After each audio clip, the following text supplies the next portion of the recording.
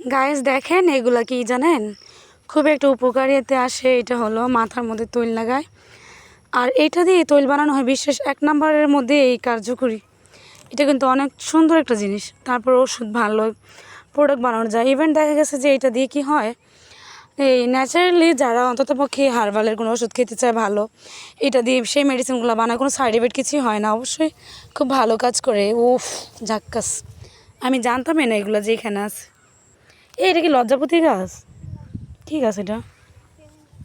লজ্জাপতি গাছ নাই? আগে অনেক লজ্জাপতি গাছ। আল্লাহ, মাইনুর ওখানে গেছে? ওখানে গেছে কেন? তাই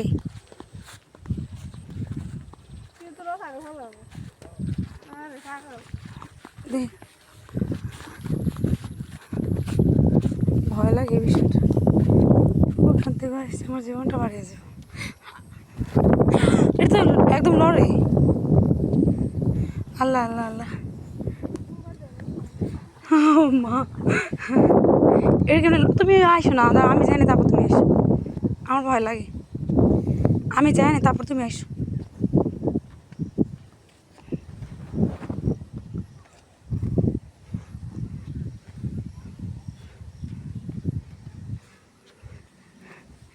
ভয়টাকে জয় করতে হয়। আসো, যাবা না তুমি? আসো।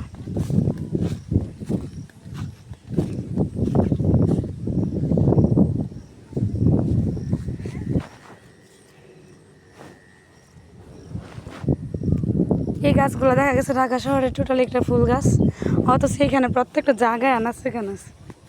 খুব জটিল, তাই না? অদ্ভুত একটা গাছ।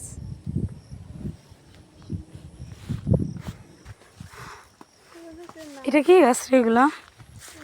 এগুলা কি গাছ লাগাইছে? হ্যাঁ, ও আচ্ছা আচ্ছা। খালি হাঁটতেছি হাঁটতেছি, মাইনুর কি এই অবস্থা করে? আস্তে। এরে ওগুলো তো এখানেই ছিল, ও তো এখান থেকে নিতে পারতো। ওর হাঁটতে মনে আছে খালি।